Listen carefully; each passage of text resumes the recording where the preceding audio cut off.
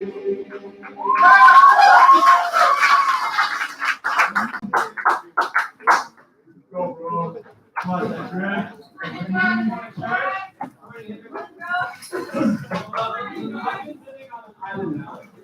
all right, bro. It's all right.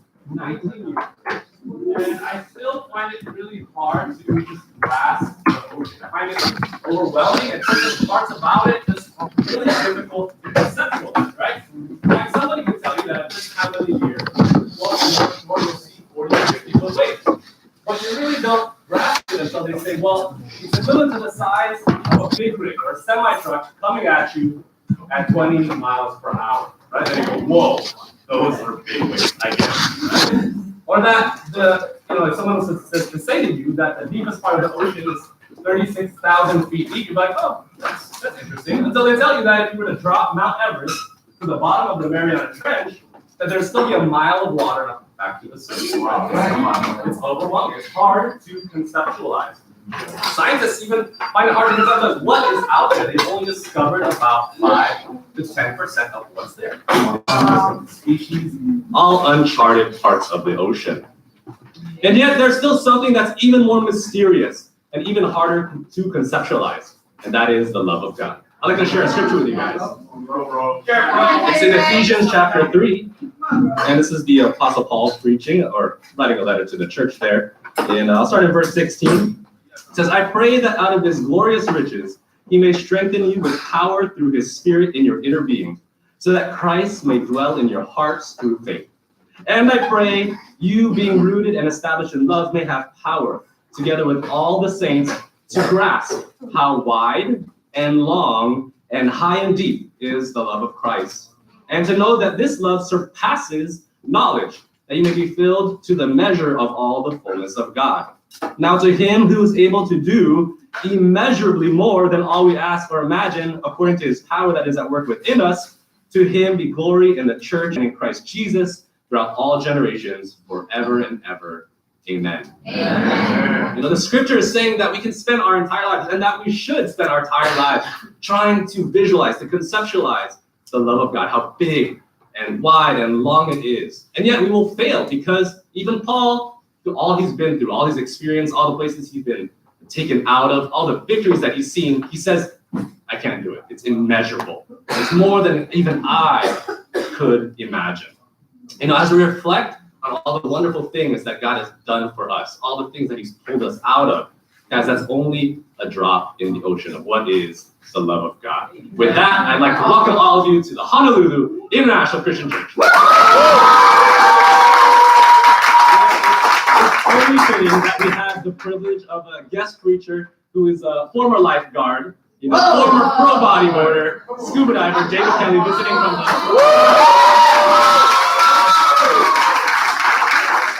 We're going to have the Lambs be sharing for communion.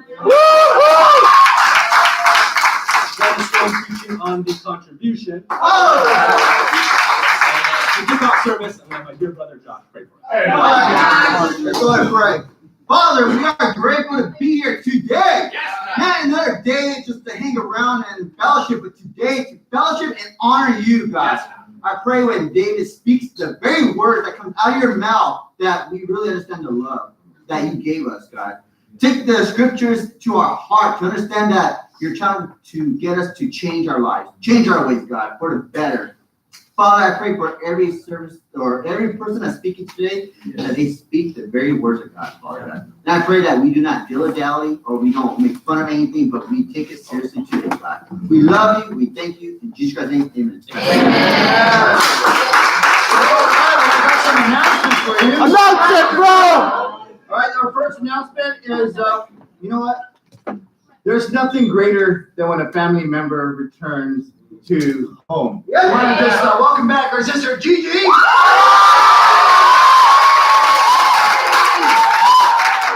So she was cruising her Christian life over there. I was sending her pictures of overseeing from the 10th floor of Waikiki going, yeah, it's nice and warm over here, sis.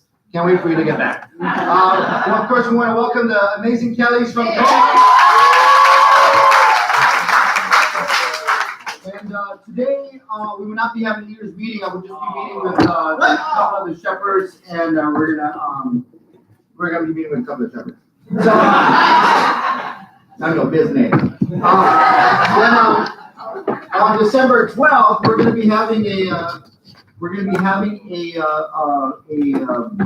sorry, I got thrown out there. We're gonna be having our annual Mercy event. We're gonna be collecting our toys for Hugs this year, right? Yeah.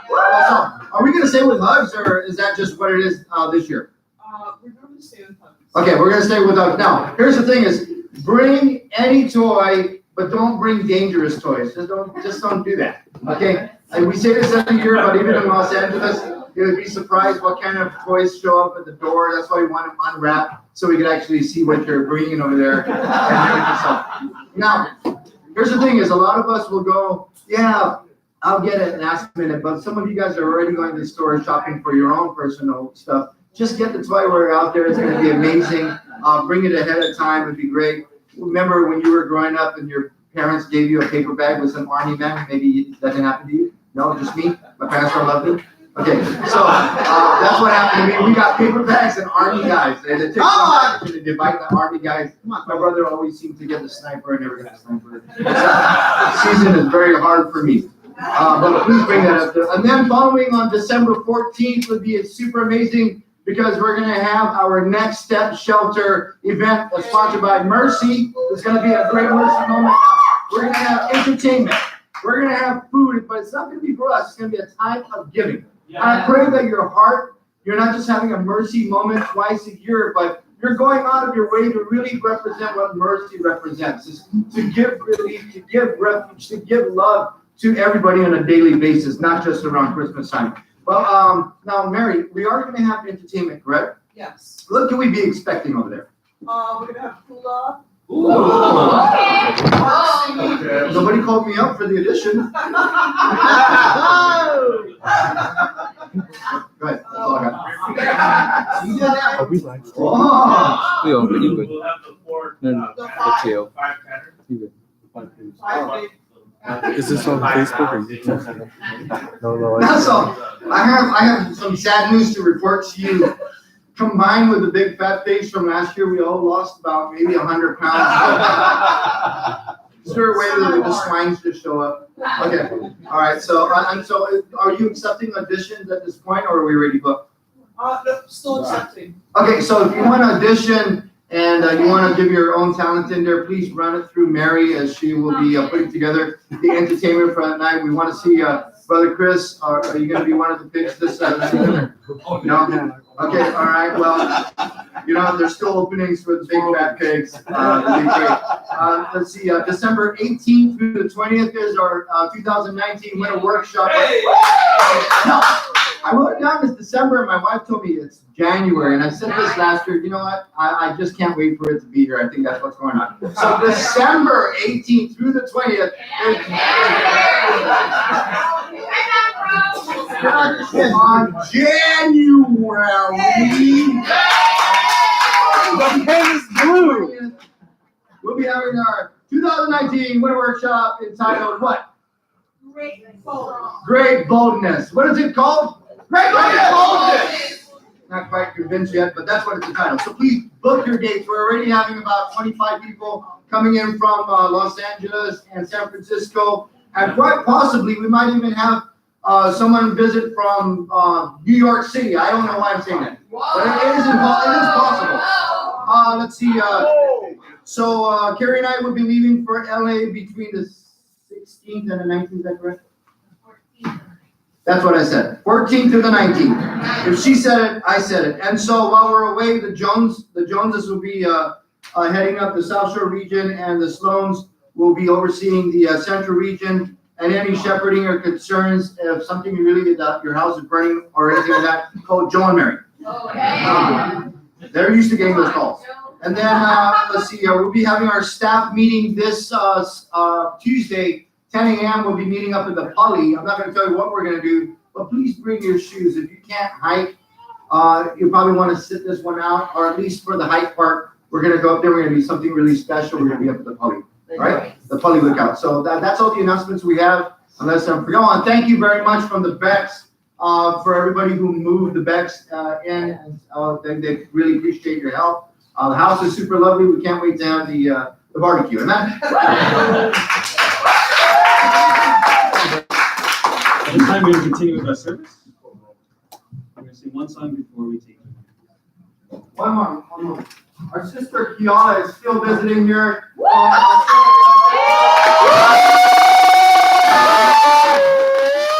Hello, mate. A word from our sponsors. Sing All to Jesus. Come on, bro.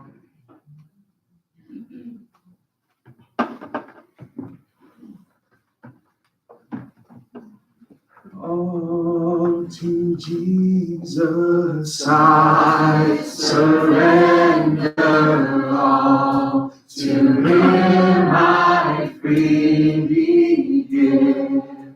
I will ever love and trust Him in His presence daily give. I surrender all. I surrender all to Thee, my blessed Savior. I surrender all to Jesus. I surrender all.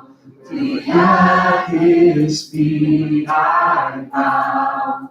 Worldly pleasures all forsaken, take me, Jesus, take me now. I surrender all.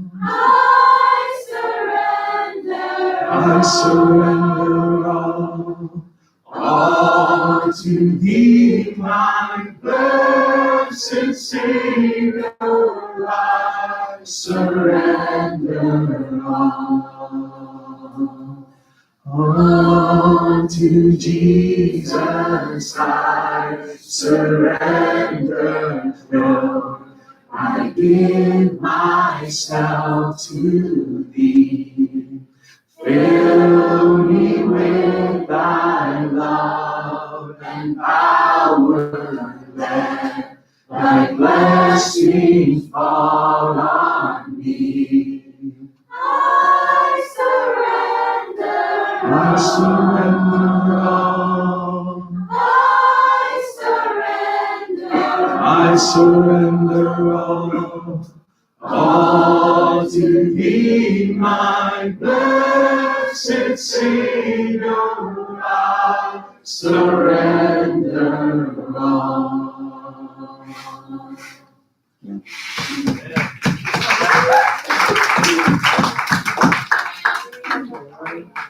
Let's go, Ted and Jane. All right. Good morning, everyone. Good morning. My name is Ted and Jane. Is there someone to just say? My name is Ted, my lovely wife Jane, and we're here to share about the communion, what the conference is about. So before that, I want to say thank you, a very, very big thank you to all who have showed up and all who have helped yesterday for the baby shower. Man, I don't know if you guys know, but that was nothing short but amazing. I have such a great time. Jean has such a great time. I hope you guys have such a great time as well. But I don't want to share all of like how I felt, because in the marriage, the man is supposed to be the one that expressed emotions, right? So, I mean, that's for me. I know about you. You probably share your emotions and cry and stuff. But that's for me, you know. So I'll let my wife Jean, my wife Jean, share about how she felt last night. Good morning, everybody. Good morning, family. I'd like to share, thank you so much again for last night. We just had such an incredible time, and you know how I felt. Like I shared with a couple sisters last night, and shared with my husband. I just felt super grateful for each and every one of you. Like I don't deserve you guys, You know, Come on. we just had such a great time. Yes, you do, and sis. when I see the hard work that everybody put in to make it so special for us and for our baby, you know, we're just filled with gratitude and joy that Jack is inheriting all these uncles and aunties, you know, big family. And I just had a moment where I felt like, who am I? Like, who are we? Like, I feel so undeserving of such love and such goodness. You know, like I don't deserve any of you, you know. In the world, you wouldn't find that, you know. But last night, seeing everyone's faces and everyone smiling and just full of joy and just working so hard, Mark shuttling people from Safeway back and forth and with a big smile on his face, you know, Nikki cooking up everything pretty much, and maybe awesome for us. I've been bringing 2 smoked turkeys, not just one. And Alyssa and her awesome ham. I don't know, like everyone just pulled in to make it so special. And I just reflected and I was like, well, you know, how am I able to enjoy such goodness, you know, you folks? And it went back to God. You know, if it wasn't for God, if it wasn't for his intervention, if it wasn't for him giving you all to us, we would never have experienced something like last night. So anyway, I love you guys so much. You know, thank you so much again for everything. So, you know, after hearing all of that last night, you have to start pondering what fuels gratitude, right? What made gratitude happen? So you can turn with me to John chapter 6. And so, you know, like, for some of you guys, if, you know, you haven't practiced gratitude in a while, like sometimes I do, I'll just give you guys an exercise like how Hendrik say, right? We don't grasp what we were talking about. So I'll just give you a little exercise. How many of us was like starving at one point? Wow, I didn't finish it yet. Wow, you guys are very attentive. So at one point, and then somebody offer you food. Come on, you were like crying, right? You're like, I don't deserve this, right? What is this delicious food, right? And so that's like you guys are like, wow, I'm so grateful for you. Thank you for feeding me. And so something like that happened in the Bible as well. Let's go meet you to John chapter 6. Verse 1, the Bible says, sometime after this, Jesus crossed to the far shore of the Sea of Galilee, that is the Sea of Tiberias. And a great crowd of people followed him because they saw the signs he had performed by healing the sick. Then Jesus went up on the mountainside and sat down with his disciples, and the Jewish Passover festival was near. When Jesus looked up to the mountain and saw the great crowd coming toward him, he said to Philip, where shall we buy bread for these people to eat? He asked this only to test him, but he already had in mind what he was going to do. Philip answered him, it would take more than half a year's wages to buy enough bread for each one to have a bite. Another disciple was Andrew, Simon Peter's brother, spoke up. Here's a boy with 5 small barley of loaves and 2 small fish.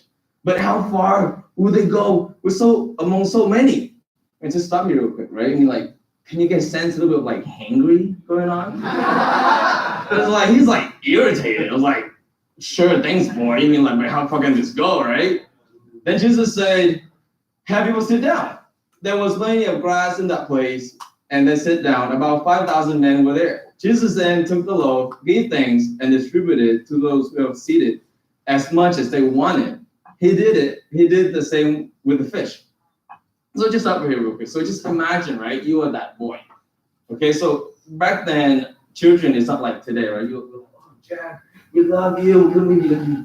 All that stuff. None of that happened back then, right? Children was considered one of the lowest class in society. So you, a little boy, having like insecurities of this bunch of adults who are hangry, yelling at each other. You have this little like fish and bread coming up, right? And you're like, here's what I have. And then you got rejected. And you got scolded. And you're like, but they took your food anyways. What the heck, right? You're like, okay, my fish and my bread. You're like, and then you sit down, and next thing you know, your food that you gave was continuing to spread to everybody. Like, that's my fish. That's my bread. Wait, that's 2. Wait, that's 2. And you're like, whoa, everybody are eating my bread and my fish. Like, I'll be freaking out. I'll like, whoa, what's going on? And then afterwards, I was like, wow, this fish is so good. This bread is so good.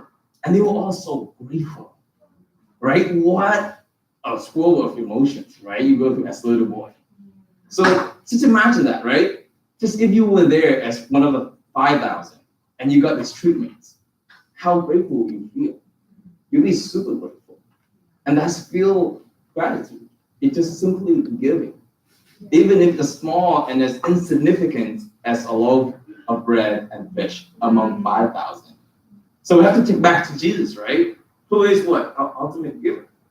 He didn't just give his miracle away. He didn't give his strength and his sweat and his emotions. He gave his very life, right? His skins, his bones, his pain, all to us. For what? Not for to have Christmas, but was to be here today. Yeah. I mean, if it wasn't because of Jesus, Jane would be crying up here, being so grateful for you guys. Yeah. We wouldn't have this crowd of people. Yeah. So guys, let's take this time to be grateful about who Jesus is. Yeah. But without him, none of this would happen. Just imagine, like, if the Grinch want to take Jesus Christmas away, just invent a time machine and take Jesus away. Then Christmas will be over, right? But that wouldn't happen. It wouldn't happen because even Satan couldn't, take Jesus away. So how could the Grinch do it? Once you have this deep thought, right? It's like, whoa, that's pretty deep, Ted. Anyways.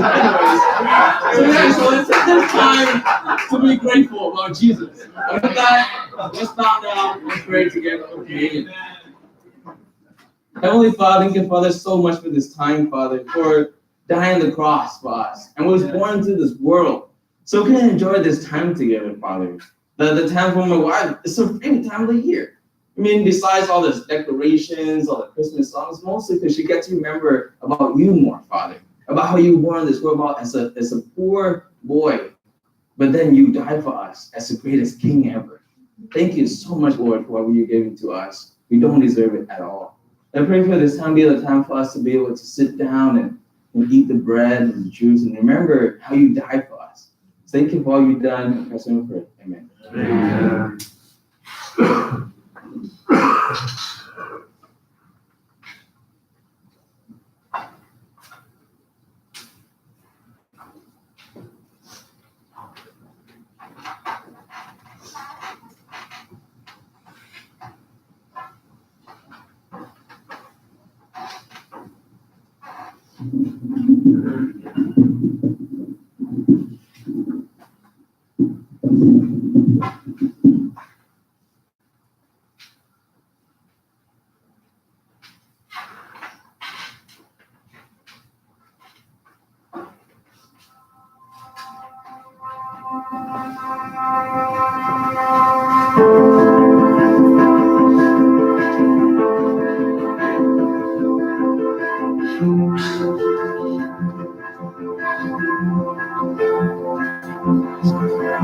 Through the eyes of men, it seems there's so much we have lost.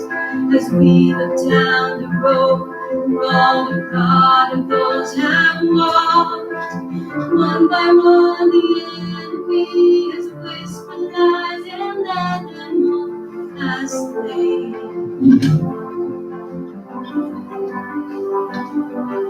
I know that you are God, yours is the victory. We know there is more to come that we may not yet see. So with the faith you've given us to step into the valley unafraid. Yeah. As we go out to dry bones, come alive, come alive. We call out to dead hearts, come alive, come alive. Up out of the ashes, let us see an army rise. We call out to dry bones, come alive.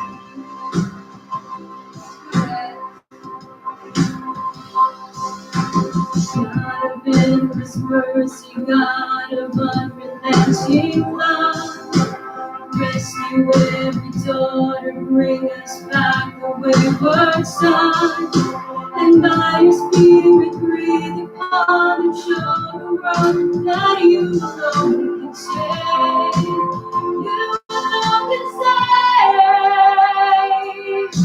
As we call out to dry bones, come alive, come alive. We call out to dead hearts, come alive, come alive. Up out of the ashes, let us see an army rise. We call out to dry bones, come alive.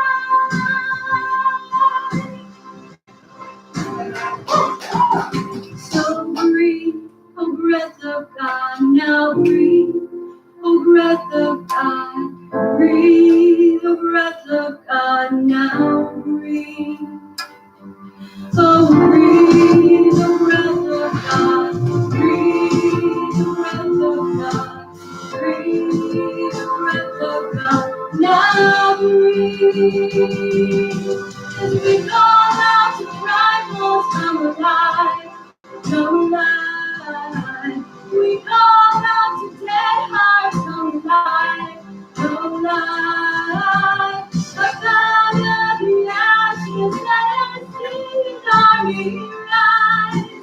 We call out to dry bones, come alive, yeah.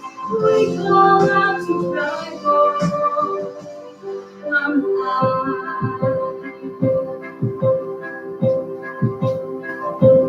Come alive,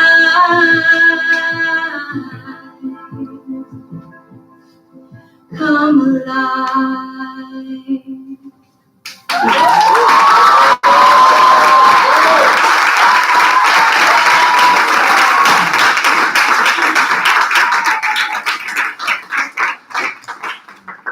No dry bones here this morning, man. Not now. Thank you so much for that, sis. All right, guys. So now is the time we get the opportunity to give back to God when it's already His. And then now we get to give to God. This is our time to take up our weekly collection as a family for those of us who are members of the church here. And if it's on your heart to give, if you're visiting, feel free to give whatever is on your heart to give as well. But really, this is addressing the family members specifically at this time. Amen. But go ahead and turn with me to Mark chapter 12. And while you're turning there, I need some quick hands. I need someone to. All right, bro, let me ask the question. Let's start it. All right. I need someone to hold up a $1 bill that they're willing to let me have. I got one. All right, come on, bro. Come on, David. Hey,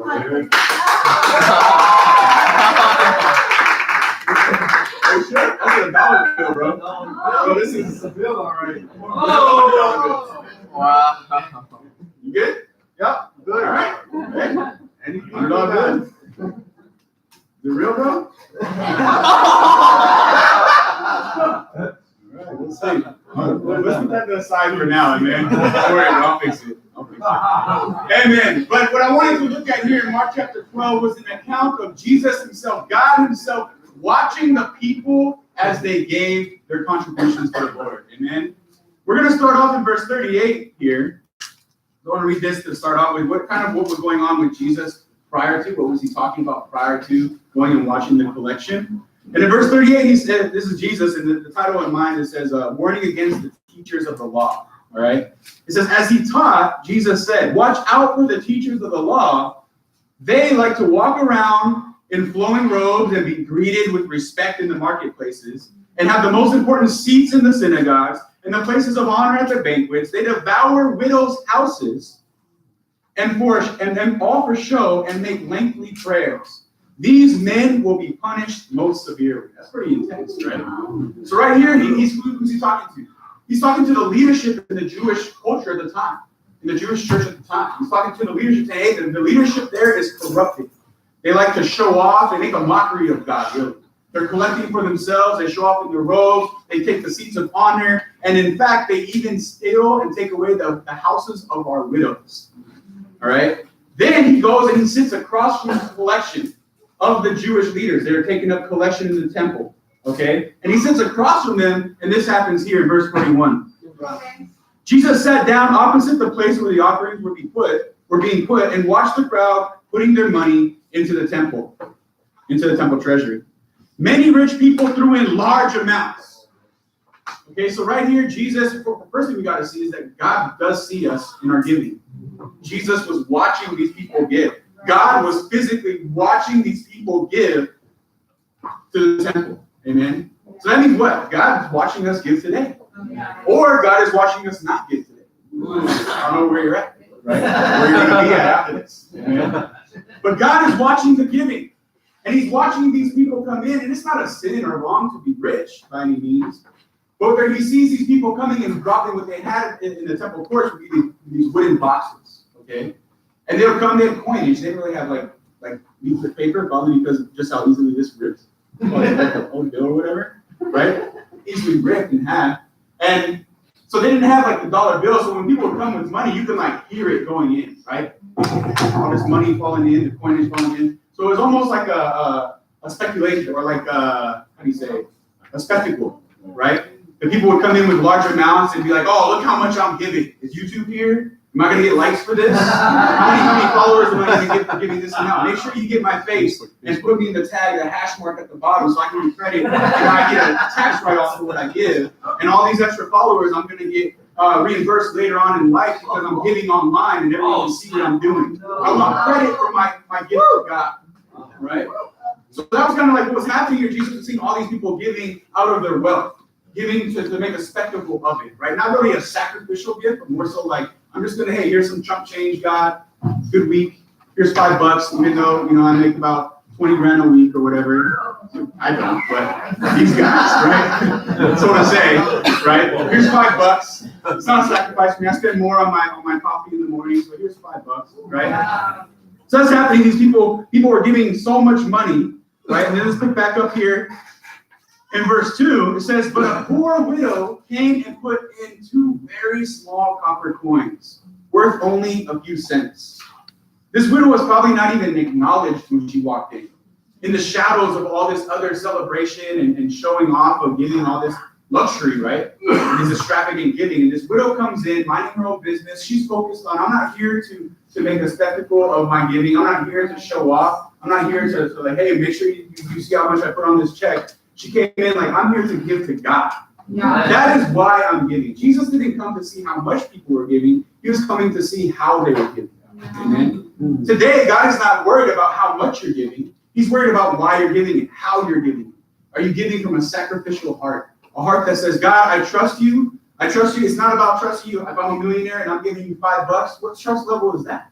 Yeah. With your finances. Right. You're really trusting the bank because that's where you're putting your money into. You're trusting your wallet because that's where you're putting your money, your real money into. You're trusting your other funds and all these other things. But when you put your money into God's hands, that's saying, God, I trust you over my bank account. I trust you over my job, my finances, all these other things I could have my security in. I put it in you because my money is in you, just like my life, my time, my training. Amen. So Jesus is watching this and he spots the widow out of everyone else that's going on, right? Everyone else is focused on the big numbers. Wow, big numbers, lots of coins. That's amazing. And he sees this widow go in with these 2 little copper coins. You ever heard the saying, I don't even have 2 cents to rub together? I don't even have 2 coins to rub together to keep me warm. Right? That's probably, I don't know if that's exactly where this comes from, but I'll feel safe to bet it is. Right? A lot of our sayings come from the Bible, actually. She has these 2 copper coins rubbing together. Now, things about widows. First thing you got to understand is she went into where to give this money? The temple courts. Where did Jesus just get done saying to avoid? The Jewish leadership. Specifically, why? Because they're taking widows' homes away. Now this widow goes into the temple court with the Jewish leadership there, collecting money, supposedly for God, and she does what? She gives the 2 copper coins and puts it into the bucket. The thing we need to know about widows is that they weren't allowed to work back then. The men would work, so if her husband's gone, she now has no one to provide for her. She doesn't have kids that are old enough to take care of her. Where do you think her income's coming from? She's got to beg for it. She's got to do crazy stuff for it. She doesn't have the opportunity to even work. It says that she put everything she had. Let's see what Jesus says about this widow here in verse 43. Calling his disciples to him, Jesus said, "Truly I tell you, this poor widow has put more into the treasury than all the others." Not just the others, like in the sense, more than any one of them. No, all of them collectively. She's put in more in these 2 copper coins than all of these other rich givings collectively. She's put in more than them. Wow. They all have given out of their wealth, but she, the widow, out of her poverty, put in everything, all she had to live on. Isn't that amazing? Wow. The reason is because Jesus saw why she was giving the money. She saw her motives of giving the money. She saw her heart, the trust that was coming out of her giving compared to everyone else's giving. It was how she was giving. Yeah. Amen. Come My question this morning is, how are we going to give to God today? on. Amen. Are we going to give out of our wealth to where, hey, I know I'm about to leave here, and it's not a sin to go out to eat. It's not a sin to have wealth and such like that. But are we giving to God, showing trust in Him, or are we trusting in other sources? Mhm. I'm gonna leave here and have a $30 meal, one meal, $30, but today, God, you get $1. Because I just don't trust you with my money. I don't think you'll take care of me if I give you more. I don't think I'll see a return in investment. You guys with me? Yeah. Here, this widow, she understood. She gave. What's amazing too is that she put both copper coins in. Yeah. Do you think anyone would have given her beef or grief for putting in one coin? That's 50% of her income. Right. That's 50% of her everything she has. Everyone would be like, 50%? Oh my gosh. That's amazing. 50% of everything you had. Now you don't even have 2 coins to rub together. You just have one. You can like do the little tricks with it. But no, she did what? She put both copper coins into the wooden box. Probably didn't even hear it clink because of all the other stuff that was going on. She was determined and focused on, I'm not here to give to these Jewish leaders. Right. That's not why I'm giving. Right. I understand they just took my home. Most likely she could have easily got her home taken because that's what they're doing to widows. In the scripture before it. I'm not giving to them.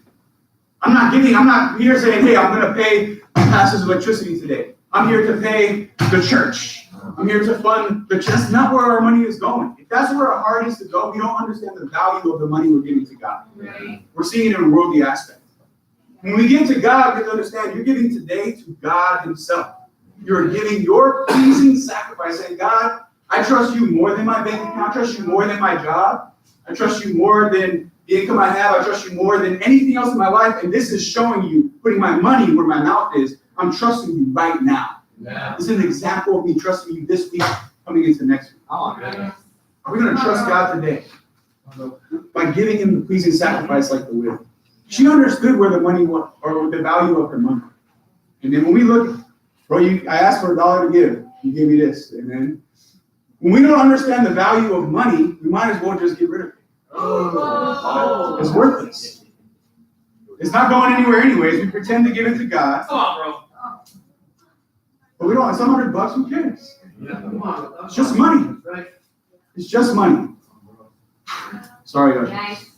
Amen? But when we understand the value of our money, when we give it to God, and we see what God's going to do with the money, bro, can you stand up and tell me when you were baptized? Kevin? Oh, yeah.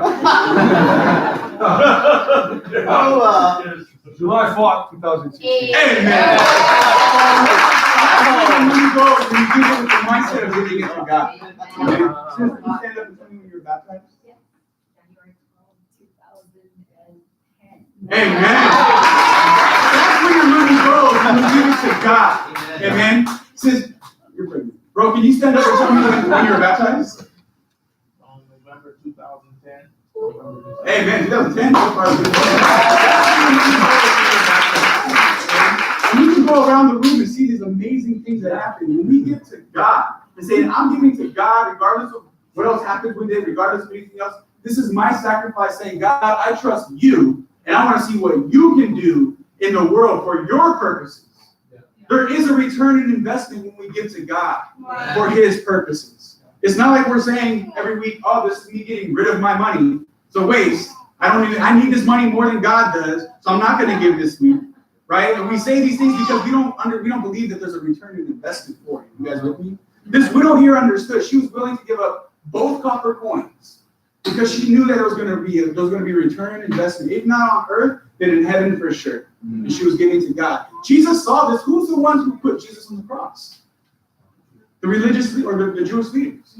Jesus saw her giving to who? The Jewish leaders. And yet he was still amazed by her heart. Why? Because she wasn't giving to the Jewish leaders. She wasn't funding his death on the cross. even though that's where the bucket that the money went into. She was funding to God. And Jesus saw that. Are you going to give to God today what you promised to give on your hearts? Or are you going to hold back? Because God is watching. Are we going to get excited? Is God going to be excited by the giving that we give him every week? Or is he going to be disappointed? And say, man, I thought you would trust me by now. After everything I've gotten you through and everything I've shown you, I thought you would trust me by now.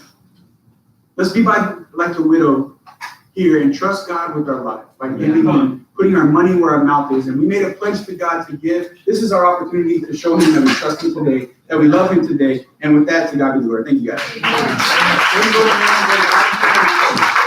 For God's collection. Amen. For God's collection. Father God, we thank you so much for the opportunity to put in our offerings into your wooden bucket or metal plate, or whatever it is this morning, God. That's not what matters here, Lord. What matters is that we are giving, how we are giving to you today. And we are giving with a heart, a pure heart, a loving heart, and especially a trusting heart that we trust you, Lord, in our lives. There's many ways we show that we trust you in life, God, and one of the specific ways, because money is a big security in our lives, in our society, is that you call us to set aside an amount every week in keeping with our income to give to you, to show that we do trust you, just like this widow, Lord.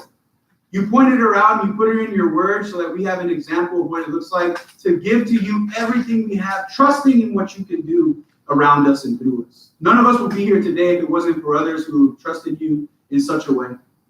So we pray that we can have that same heart today, God, and give you everything we have, a sacrificial gift to you this morning. It is in your sons that we pray. Amen. Amen.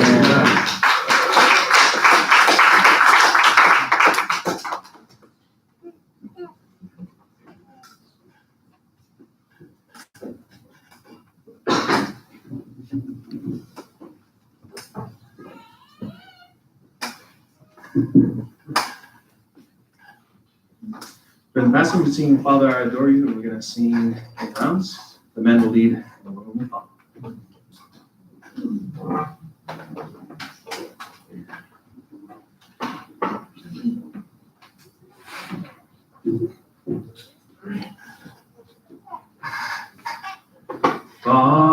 Father, I adore you, and I lay my life before you.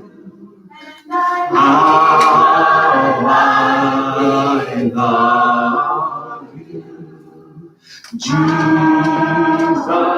I adore you, and I lay my life before you.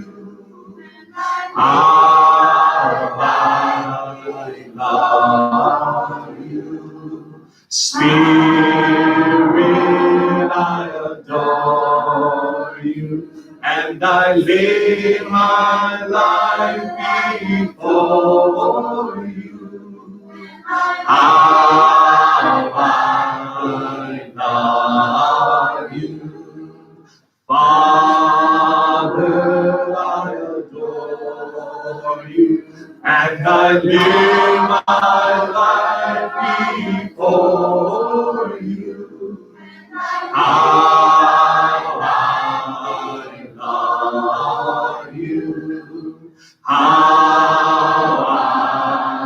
love you, how I love you.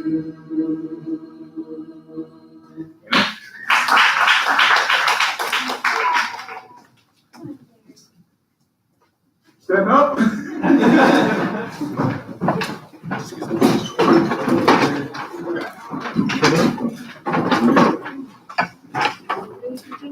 Yeah.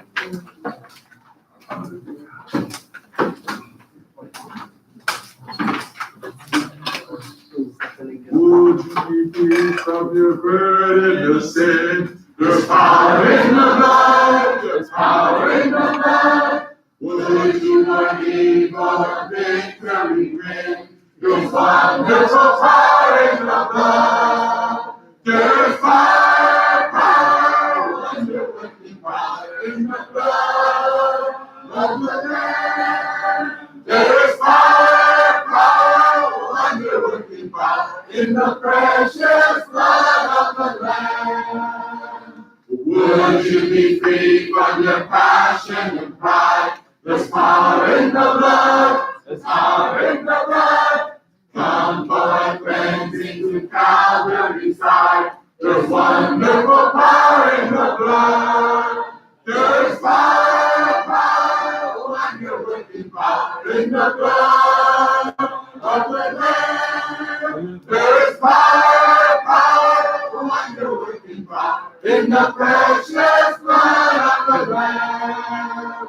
Would you be white and much whiter than snow? There's power in the blood. There's power in the blood. Sins and our lost in His life-giving flow. There's wonderful power in the blood. There's power, power, wonder-working power in the blood of the Lamb. There's power, power, wonder-working power in the precious blood of the Lamb. Would you be servants when Jesus is free? There's power in the blood, power in the blood. Would you live daily with praises to sing? There's wonderful power in the blood. There is power, power, wonder-working power in the blood of the Lamb. There is power, power, wonder-working power in the precious blood of the Lamb. There is power, power, wonder-working power in the blood of the Lamb. There is power, power, wonder-working power in the precious blood of the Lamb. In the precious blood of the Lamb.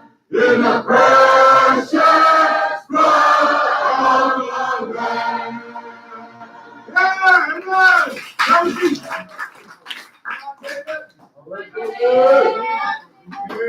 Good morning, family.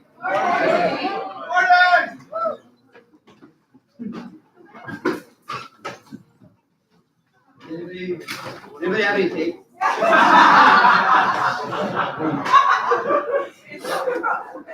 Come on, Dave. I was told that was fake.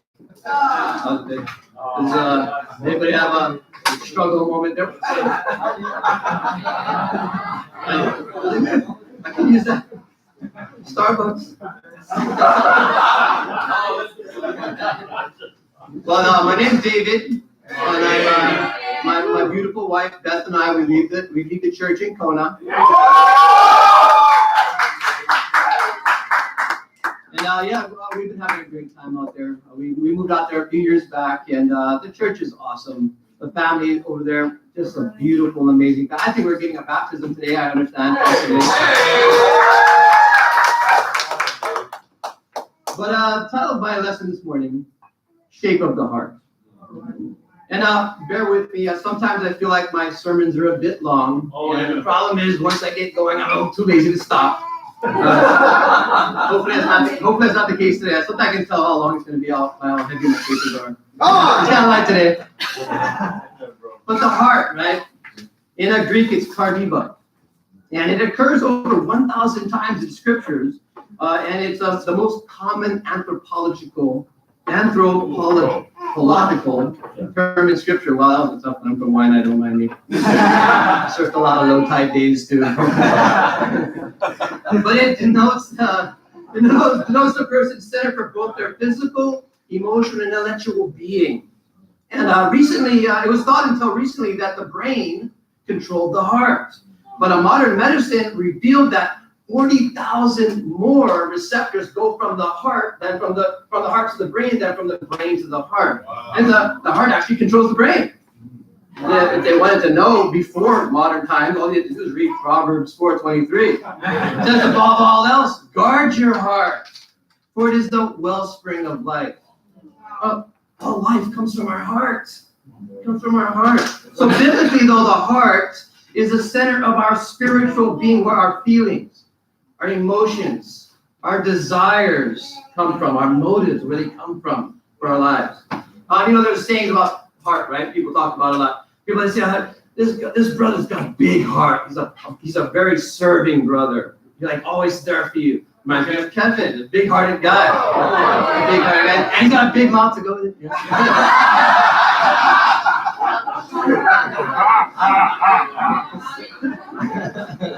Some people say, oh, that brother or sister wears their heart on their sleeve, right? So it's kind of open for everyone to see. They're like vulnerable with their feelings and their emotions. They'll talk about it. And Dennis and I were best of friends, and he wears his heart on his sleeve with me. He'll tell me about what he's going through. He's very honest and open with me about it. He wears his heart on his sleeve. Some people have they got brother or sister, they're all heart. That reminds me of Mark, he's all heart. Yeah. Like when he does something, he goes all in. Yeah, he goes like 100%. Yeah. And then 10 more percent. Everything. Like, okay, bro, take it easy, man. He's telling me, he's giving me some discipling once. I'm like, you need to do this, you need to do this, and you need to do this. I'm like, bro, you got me up to the edge of a cliff and I'm about to fall off. He's like, I'm here to push you a little more. I'm like, all right, amen, let's do it. All right. The world says you need to follow your heart, right? Listen to Disney songs, right? Follow your heart. Leave your mom and dad and go for the handsome prince. What the heck are they thinking? My daughter. That handsome prince is going down. The disciple would not.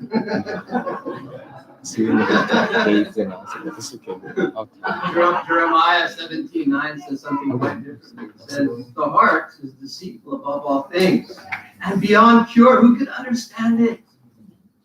Guard your heart. Don't trust your heart to guide you. You gotta go for the Bible, not your heart, not your feelings, not your emotions. Our emotions, our feelings, our desires, they change like every time the wind changes directions. Really, you know? Our heart's very important to God. Our heart's very important to God. Jesus said to love God with all of your heart. My brother Jason Dimitri over in San Fran, he was doing a lesson about the heart, and he said there's a war raging right now for the hearts of men and women. It's between God and Satan. Satan has a bit of an upper hand, though. Satan knows something. He knows all he needs is a part of our heart. Because God will only accept all of our hearts. So Satan can just get a little section of your heart, percentage. He's got you.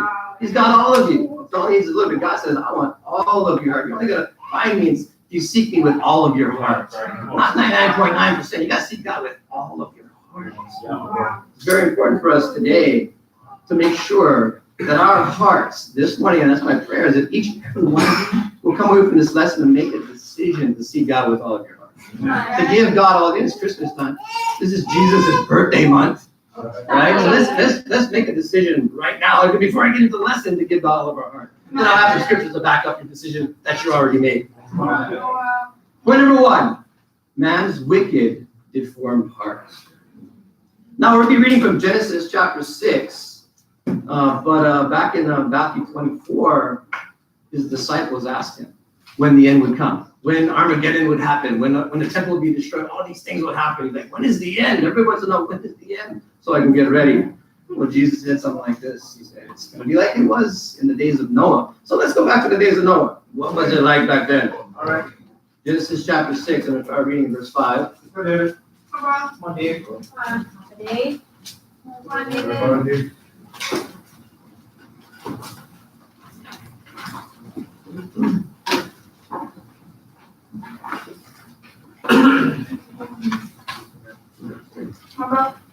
Genesis chapter 6. Let's read verse 5 to start off here. So the Lord saw how great man's wickedness on the earth had become, and that every inclination of the thoughts of his heart was only evil all the time. So now what had happened was God had created Adam and Eve, put them in a beautiful garden in Eden, and they introduced sin into the world by disobeying God, and from that point on, generation after generation, things got quite a bit worse. And here we are, the days of Noah, where everybody's heart, all the time, was just evil. It was bad news. The two major sins of that time that was going on were violence and sexual sins. You read back in chapter 4, Cain and Abel. Guy murders his own brother. Probably picked up a rock and clubbed him to death or something, or choked him out. First jiu-jitsu match ended badly for Abel. He got killed, murdered.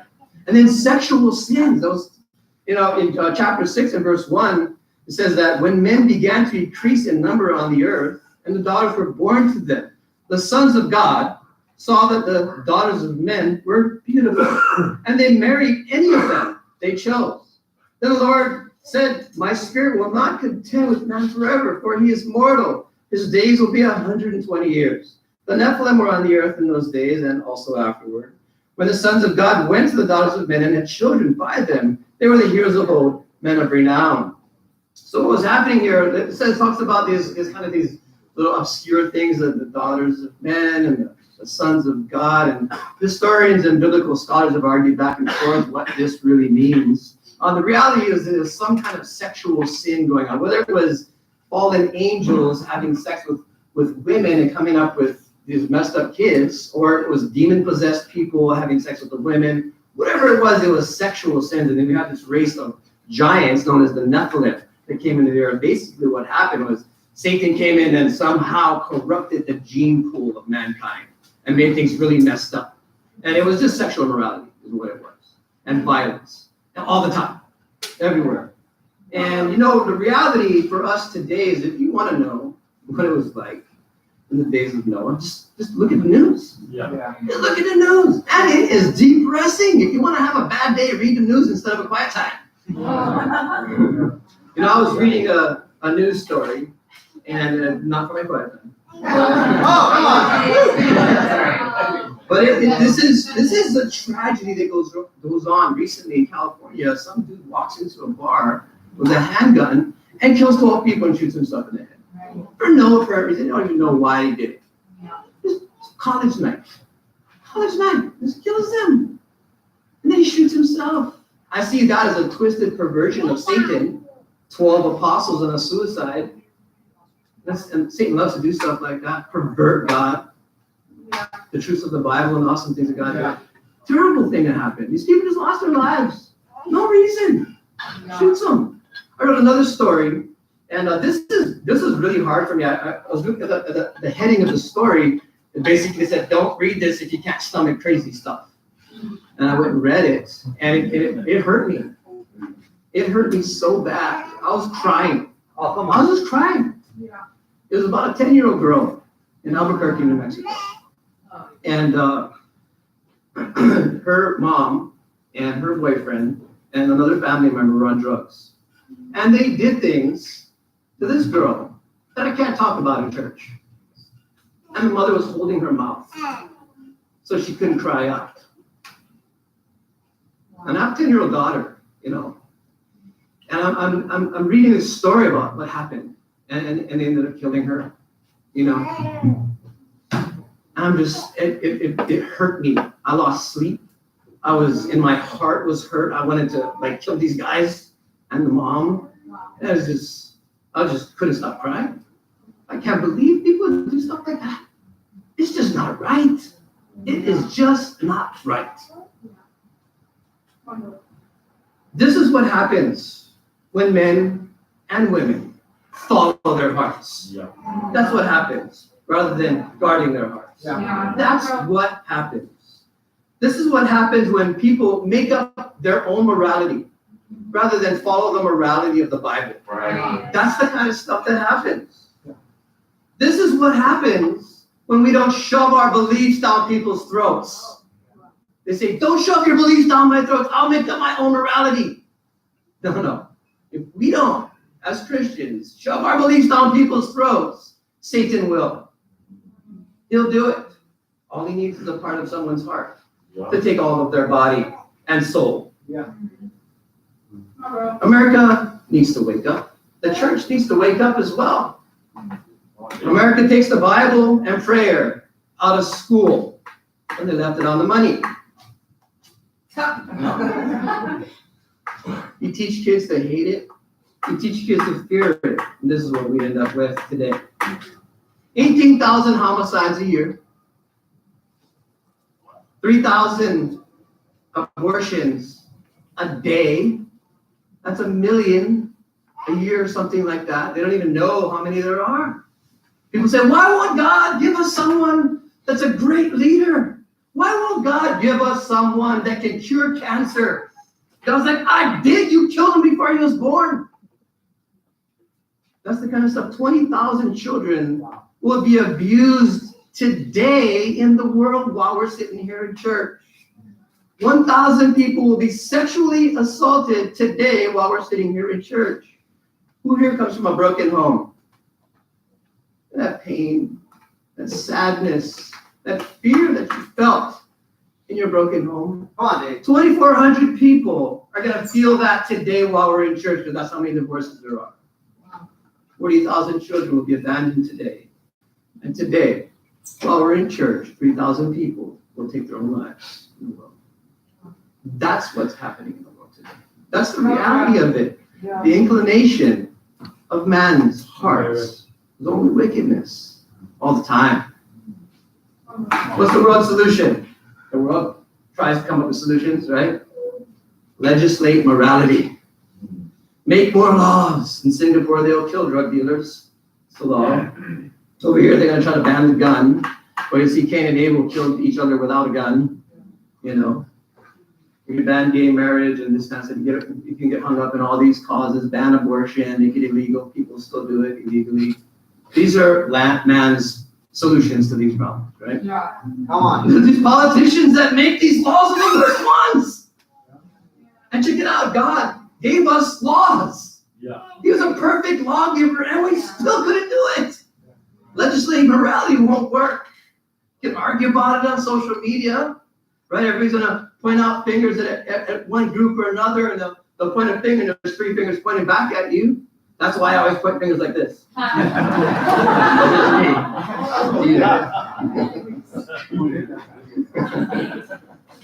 Some people say it's mental illness is the problem. It's Trump's fault. He's terrible.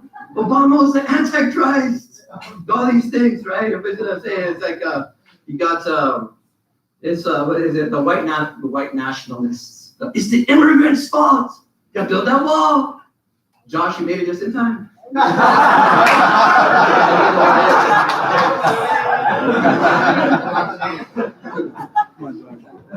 And you got something called white liberal guilt, right? The white man's problem. It's the white man's fault.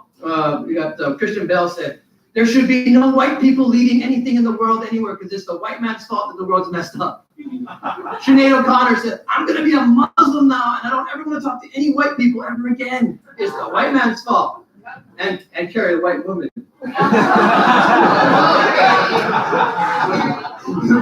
Apparently behind every bad white guy is a bad white woman. I don't know.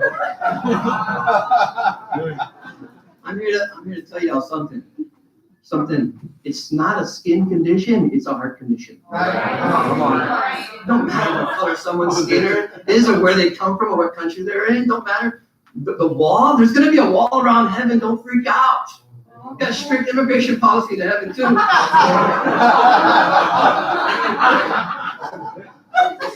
know, I had a conversation with my nephew T-Sock yesterday. T-Sock's awesome. He's one of the most intelligent people I know. Yeah. He's very intelligent. He said, this world is not right. People are empty inside. They're trying to fill themselves with all kinds of stuff. Yeah. And that's the reality of it. People are empty. They have hollow, dark, black, and deformed hearts. That's the reality. And it hurts God. It hurts him so bad. We need to guard our hearts from all of this nonsense. Yeah.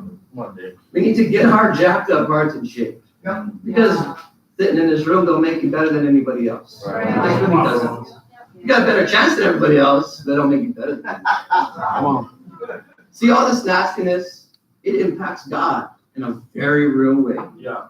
Point number 2, God's grieving, injured heart. Continuing our reading in Genesis chapter 6. Come on. All of this should have left you despondent and bummed out. Pack your bags. We're going on a guilt trip.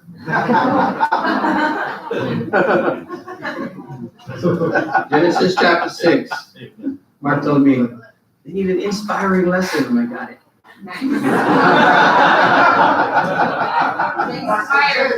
You guys inspired? One day. Verse 6. The Lord was grieved that he had made man on the earth, and his heart was filled with pain. So the Lord said, I will wipe mankind whom I have created from the face of the earth, men and animals, and creatures that move along the ground, and the birds of the air, for I am grieved that I had made them. God's powerful. God's mighty. But he can be hurt. He can be made to bleed. It's our sin that causes that pain, isn't it? We're sinful. None of us are perfect, right? That little girl, her name was Victoria. Did that hurt you? I talked about that. I spared you guys the details. But did that hurt you? It hurt me. It hurt me bad. I didn't think God feels. When he did that to him. I was a lifeguard for a number of years, and I've watched people die, and I've had blood on my hands. And it was from accidents. Like I would tend to these car accidents. My lifeguard towers are near a road. And, people intentionally hurt each other on this earth. And people accidentally hurt each other on this earth. Right. And that's what happens. It's part of life. Yeah. And I remember this one occasion, this young lady was jogging, and a man accidentally hit her with his car going pretty fast. And he wasn't on drugs, he wasn't drunk, he just made a mistake and carelessly killed someone. And I was there, and I was trying to revive her, and we're putting her on the gurney when the ambulance came, and part of her body part that had fallen off swiped me across my leg, and my hands were covered in blood. And I said out loud, "Why is this happening to me?" And I was going into shock. I couldn't process what was happening to me. It was just too much for me, And I thought about it later, why would I say something like, "Why did this happen to me? This lady died, that guy killed her." And I was just trying to help. But it hurts to see that, just to witness someone's life and the pain and suffering and people crying and freaking out and stuff like that. It's just not something, like I wasn't cut out for that kind of stuff. I didn't want to work as a lifeguard much after that, And I think though, that hurt is magnified so much time by God. What he feels so much deeper than we do. Yeah. And he made us emotional in his image, right? So he feels though like a lot more than we do. And I have to ask, what do you guys think about how God feels every time one of his children hurts each other? Whether on accident or on purpose, what was it? How do you think it makes him feel? And how do you think God feels when you're in this room? You're critical of each other. Or you're resentful towards each other, or you're unforgiving towards each other, or you're contemptuous towards the leader of the church in some way, rebellious, talking behind his back, or whatever it may be. How do you think that kind of stuff makes God feel? Talk about it. He sees it, like Dennis said, he sees the giving, How do you think it makes God feel? How do you think God feels when a Christian husband does not love his wife sacrificially, like Jesus loved his church? How do you think God feels when a Christian wife isn't submissive to her husband, like the way she's submissive to Jesus? How do you think that God makes God feel? How do you guys think Jesus feels when you lust after each other? Well, let's ask him. Because he'll tell us in Matthew chapter 5, Jesus was God on earth, and he tells us exactly how he feels about those kinds of things. Matthew chapter 5.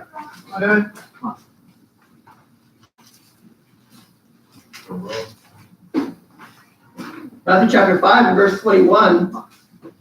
Amen when you guys get there.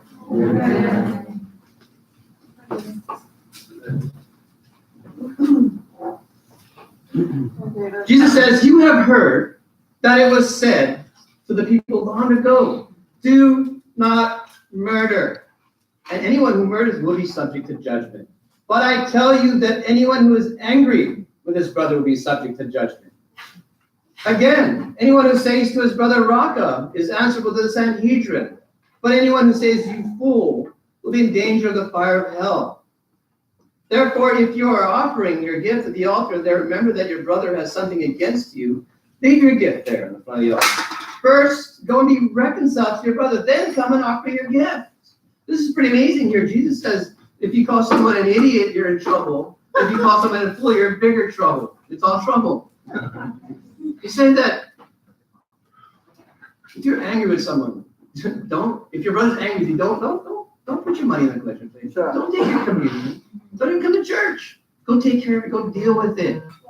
Go take care of it. He continues on in the next one in verse 27. Says, you have heard that it was said, do not commit adultery. But I tell you that anyone who looks at a woman lustfully has already committed adultery with her in his heart. If your right eye causes you to sin, gouge it out and throw it away. It's better for you to lose part of your body than for your whole body to be thrown into hell. And if your right hand causes you to sin, cut it off and throw it away. It's better for you to lose one part of your body than for your whole body to go into hell. You know, violence and sexual sins, which is what that is, of the heart, are just as painful to God as actually committing those crimes. That's pretty heavy to think about. Think about that for a second. Looking at someone lustfully is just as bad as actually doing something about it in God's eyes. He takes it just as seriously. Being angry or hating or talking stink about people is just as serious to God as actually killing them. It hurts him just the same. That's deep. I mean, like, of course, if you do that stuff, you'll have more consequences by man. You go to jail, you get a divorce, and all that kind of stuff. But in God's eyes, it's just bad news all the way. It hurts him. Yeah. He obviously feels very strongly about our heart sins. Right. Obviously, because he had to send Jesus to tell us in person. He gave us the law, which said don't do it, and the consequences of it, and we did it anyway. And so he sent Jesus to tell us that in person. Back in Genesis, the sins of man hurt him so much that he had to rid the entire world of the corrupted gene pool. Everybody had to die because of it. God always has a solution. He does. God killed everyone. He started over with Noah and his family. Then he gave the law of Moses. Unfortunately, the humans' hearts were not cured, were they? So God gave us Jesus as a solution. You think that was good news at the time? No, we killed him too. What is wrong with us? Every inclination of our hearts, evil, all the time is what it says. But here comes the good news. Jesus is awesome. He conquered death. He overcame death. That was God's good news right there. I don't know about you guys, but I'm feeling better already. John 16:33. Jesus says, in this world, you will have trouble. But take heart. I have overcome it. I have overcome it. Jesus is amazing. Jesus had compassion on the world. He viewed us as harassed. He viewed us as helpless. He wasn't ticked off at us. He loved us so much. You know what his solution was? To make disciples and to send the disciples. Go and make more disciples. Yeah. That's his solution to the inclination of our hearts. Yeah. It's awesome. Soon, God will destroy the earth again for the same reason, but with a different method. In 2 Peter 3:10 it says, but the day of the Lord will come like a thief. The heavens will disappear with a roar. The elements will be destroyed by fire, and the earth and everything in it will be laid bare or burned up. Y'all get attached to your material possessions. Don't get too attached to it. Don't, STBA, scheduled to burn anyway. Appreciate Shavika and his wife loaned us their car. It's scheduled to burn anyway. Big deal. God's going to come back though. He's going to destroy everything, but we have an opportunity while we're here to not hurt his heart, to not cause him pain. The challenge of each and every one of us this morning is to stop torturing God's heart right now and love each other from the heart. God wants to save all of us from that inferno. I was watching a video on the internet of those California wildfires. And man, I tell you, I saw something heavy. This lady was in her car with her cell phone camera on, and she's driving on this road. And on both sides is just huge forest fire. Like an inferno. Everything was blazing. You could barely see through the smoke of a narrow road. And she's just driving down the road, and she's quivering. You can hear her voice. She's praying to God, please, God, save us from this fire. And she's trying not to break down because she's got some children in the car with her. And she's saying, God, thank you for my son being strong right now. And you can just feel her fear. And I thought, for sure, there's no way she could make it out of this inferno. And I was watching and I was just like, oh no, I hope this is not one of those unhappy endings, you know? But maybe they found her phone later, but then all of a sudden, it's incredible, the smoke cleared, the blue skies, and she came bursting out onto the road. It was amazing. And I thought about this passage here and think, wow, destroyed by fire is what it's going to be like for everyone. But just like that mom wanted to save herself and her family, God wants to save us too. He really does, even more than she does. The Bible says, watch your life and doctrine closely and persevere in them so that you can save both yourself and your hearers. People are like, it's not all about us. It's so amazing that we have this opportunity this morning, right now, to save ourselves and our children. God shows us stuff like this so that we can have compassion on people. He also shows us stuff like this as a warning. You know where most of the murders in this country are occurring? California. Most of the sexual immorality, the porn industry, California. God's showing us this. He's warning all of everyone in California and us too. He's warning them. The inferno's coming. They better watch out. They better watch. We all better watch out. You're going to drop that San Andreas fault in the ocean. Baptize that whole state one day. God warns us. God also promises things.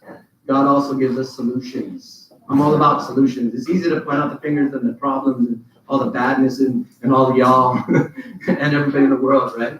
But what's the solution? Huh? Point number 3.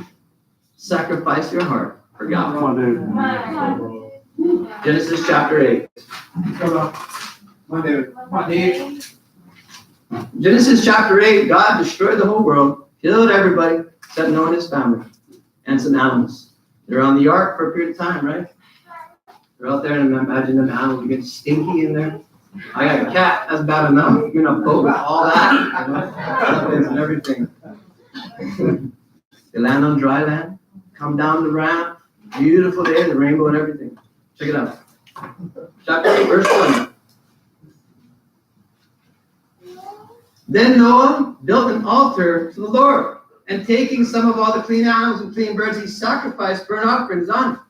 The Lord smelled the pleasing aroma and said in his heart, never again will I curse the ground because of man, even though every inclination of his heart is evil from childhood. And never again will I destroy all living creatures as I have done, as long as the earth endures, seedtime and harvest, cold and heat, summer and winter, day and night will never cease.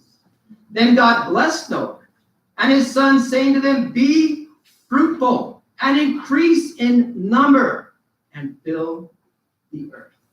God's solution right here. This is amazing. He rid the world of all the sin. The corrupted gene pool got wiped out. Brand new start. Fresh new day. Starting all over. Yeah, your hearts are evil, but there's a better way, he says. We're gonna redo this. There's a reset button. Oh, I love that reset button. I told somebody the other day, I was like, I like to go surfing like twice a week so I can get baptized again and again, you know. If I don't get baptized twice a week, things go bad. The Bible does say there's only one baptism. There is that. But for us today, the significance in 1 Peter chapter 3. Imagine that God, just like that pleasing aroma going up to him, he's fired up. They're fired up. Everybody's fired up. It's good news. It's inspiring. 1 Peter chapter 3.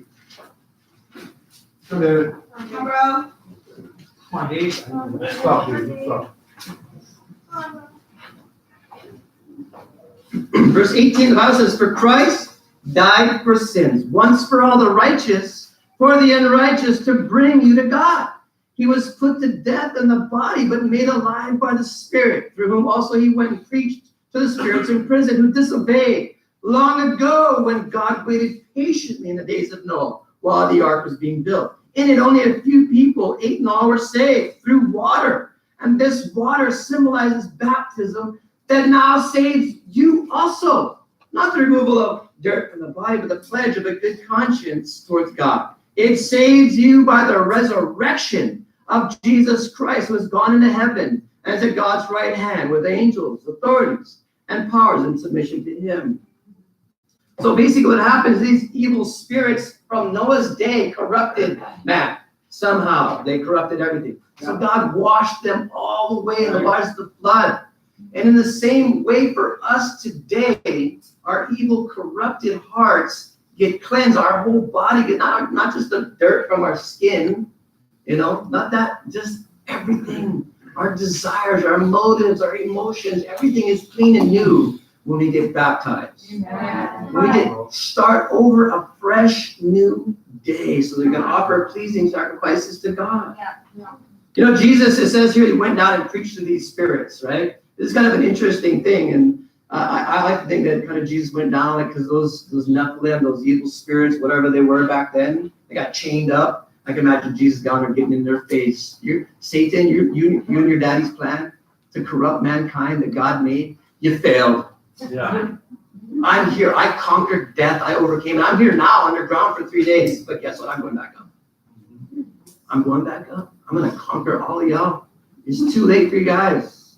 I see Jesus getting in their face, kind of mocking them. It's amazing. 2 Peter 2 says that Noah was a preacher of righteousness.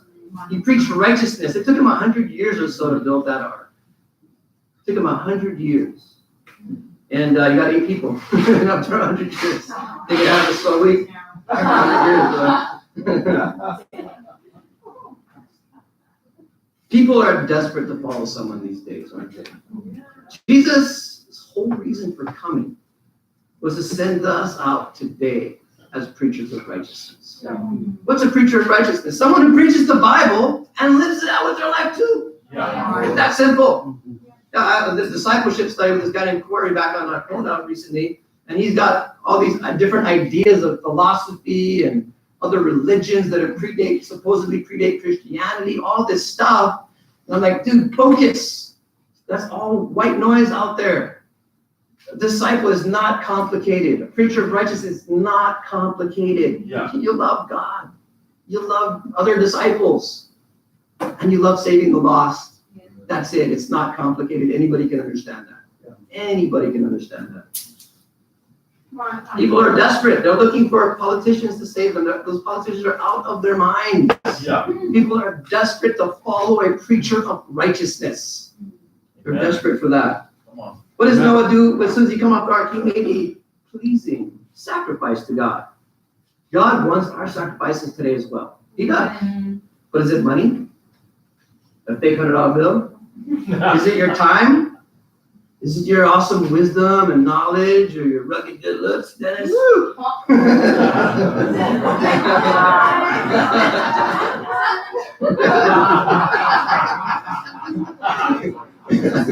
I don't know, whenever I'm around Dennis, I feel like he's looking down on me.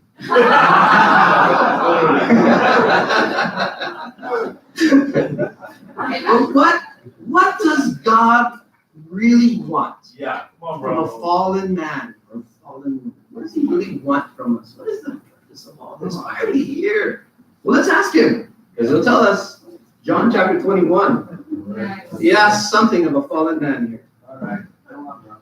This guy Peter, what a piece of work, huh? He spends 3 years with Jesus, getting trained by him. Jesus says, I'm going to give you the keys to the kingdom of heaven. I'm going to build my church with you. And he's like, I ain't going to deny you, Jesus. Jesus is like, yes, you are. No, I'm not. What is it, the 3rd grade? He's like, well, when the rooster crows, you denied me by 3 times. Well, I'm going to die with you. Why not? Yeah, you want to let Jesus have the last word. So Jesus gets denied by Peter. When he gets arrested in Gethsemane, promised he wouldn't do it, ran off, scared in the night, proving himself to be the coward that Jesus knew he'd be. Jesus came back. These guys are out fishing, went back to the old way of life, fallen man, goes back to his old way of life. Jesus is awesome. He's like, come on in and have some barbecue, man. Good. OPE and everything. Verse 15. John 21. When they had finished eating, Jesus said to Simon Peter, Simon, son of John, do you truly love me more than these fish, more than these other guys? Yes, Lord, he said, you know that I love you. Jesus said, feed my lambs. Again, Jesus said, Simon, son of John, do you truly love me? He answered, yes, Lord, you know that I love you. Jesus said, take care of my sheep. The third time he said to him, Simon, son of John, do you truly love me? Peter was hurt because Jesus had asked him a third time, do you love me? He said, Lord, you know all things. You know that I love you. Jesus said, feed my sheep, I tell you the truth. When you were young, you dressed yourselves and went where you wanted.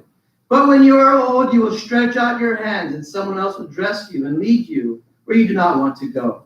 Jesus said this to indicate the kind of death by which Peter would glorify God. Then he said to him, follow me. Follow me. This is one of my favorite encounters of Jesus in the Bible right here. I love it. I'm a fisherman. I grew up as a fisherman. And I love this fishing stuff. You know, this is awesome.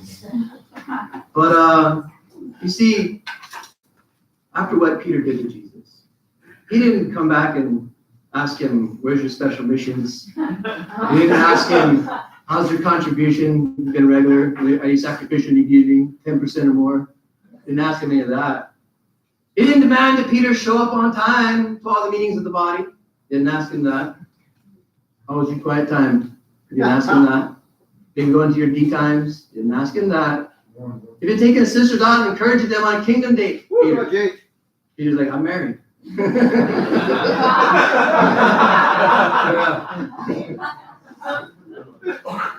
He did not ask Peter for an apology.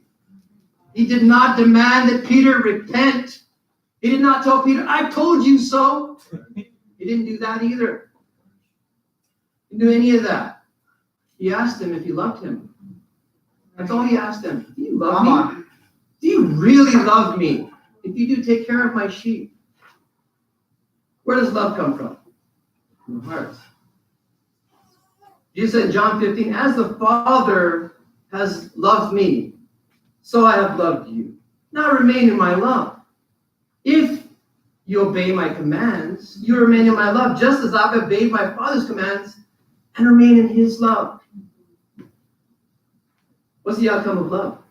What's taking care of each other? That's the outcome of love. Love's not some kind of emotion or a fluttery feeling whenever I look at my wife. It's not that. It's an action. It's how you behave.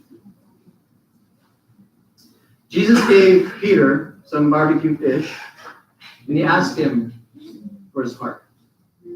Give me your heart, he says. Jesus knew that if Peter gave him his heart, he knew that everything else would come into place. Right.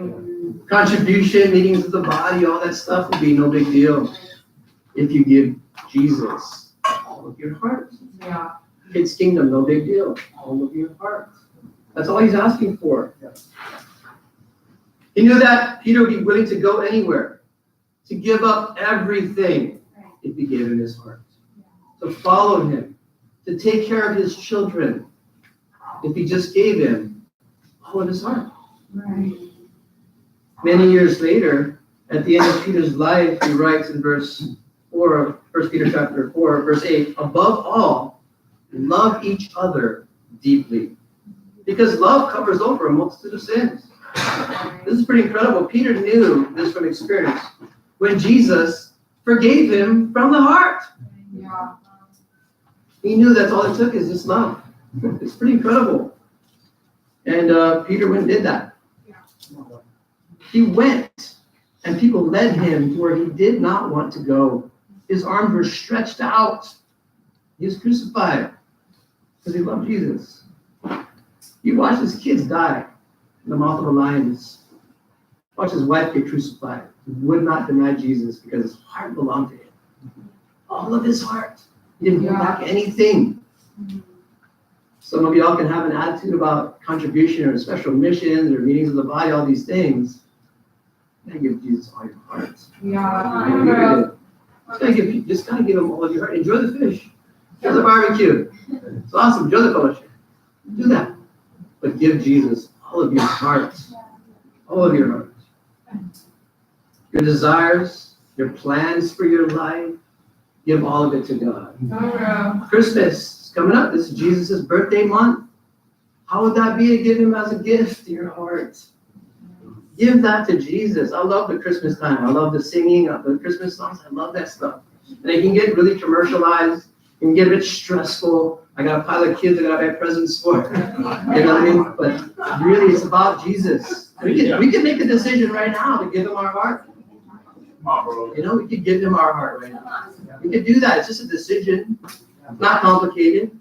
Just be all in all the time. Let's read First Thessalonians chapter 3. Make sure we give Jesus a good shaped heart. Yeah? You don't give him no heart attack heart. It's like, what the heck is that black heart? That's not heart, that's cold. You don't want to give that to Jesus. It's like a lump of cold heart. Right? Worms, you know, open up your chest cavity. Oh, worms! Oh. First Thessalonians chapter 3. All right. Come on there.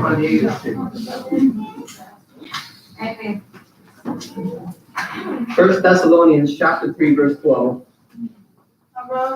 May the Lord make your love increase and overflow for each other and for everyone else, just as ours does for you. May he strengthen your hearts so that you will be blameless and holy in the presence of our God and Father when our Lord Jesus comes with all his holy ones. He wants our hearts coming back for our hearts. If we're blameless, if we have a clear conscience, if we're holy, if we love each other. It's that simple. If we love each other, put that love into practice, be unified with each other, we'll have a great pleasing sacrifice to God. It's going to be a great aroma to him up in heaven. Yeah. That's what he's coming back for, our hearts. Yeah. Amen? Amen. Let's give our strong, healthy hearts to Jesus. Amen. In closing, if our heart is strong and in shape and in the right place, healthy, the palm of God's hand, then we can change society. We can change society. The politicians can't change society. We can change society. The murders, the sexual immorality, the violence, all that stuff can go down if we make enough disciples. All that other hurt, that's trash that hurts God. We can make it disappear if we go and be a preacher of righteousness and put it into practice in our lives. We have got to pay attention, though.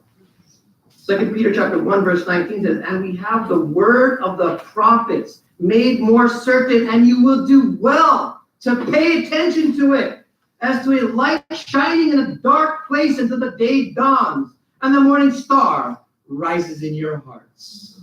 We can be that bright light, that bright shining beacon of hope for a lost, dying, decrepit world. We can be that. Right. We can do that. There's darkness in this world. Men's and women's hearts are sick, they're deformed, they need help. They need preachers of righteousness. Come on. We as a church, if we pull it together, like when I look out, see you guys, when I look at myself in the mirror, this is what I see. I see a bunch of messed up folks. Different attitudes, different character problems and issues, sins and funny smells and all kinds of stuff, you know? I see all of that, but you know what else I see? I see an amazing, loving family of God. And Ted and Jane shared, that was so heartwarming. We're doing the same thing in Kona. I know they're doing the same thing in Hilo and around the world. We have an awesome family. We are an awesome family. We've got to keep on keeping on, as Joe Dirk would say. It's got to be that way for the world. Henry Van Dyke said, every house where love abides and friendship is a guest is surely home, and home sweet home, for there the heart can rest. That's my prayer for each and every one of you today, this morning. You strengthen your heart through the Bible, through each other, through the love of God, so that we can offer it as a pleasing sacrifice to God. There's an awesome birthday that's coming up. I love you guys all so much. Aloha. Awesome.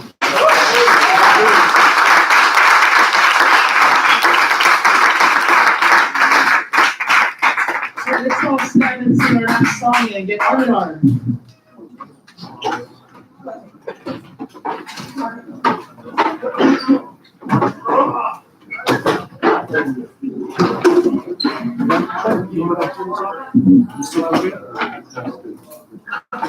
Joy to the world, the Lord is come. Let earth receive her King.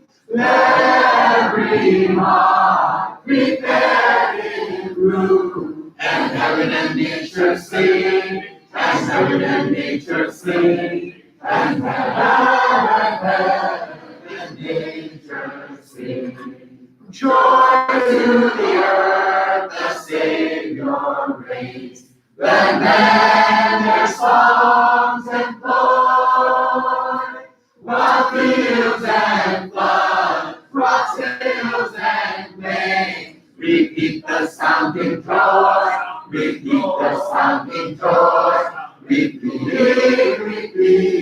the sounding joy. He rules the world with truth and grace, and makes the nations prove the glories of His righteousness, and wonders of His love, and wonders of His love, and wonders of His love. Joy to the world, the Lord is come. Let every sing her King. Let every heart prepare in room, and heaven and nature sing, and heaven and nature sing, and heaven and nature sing.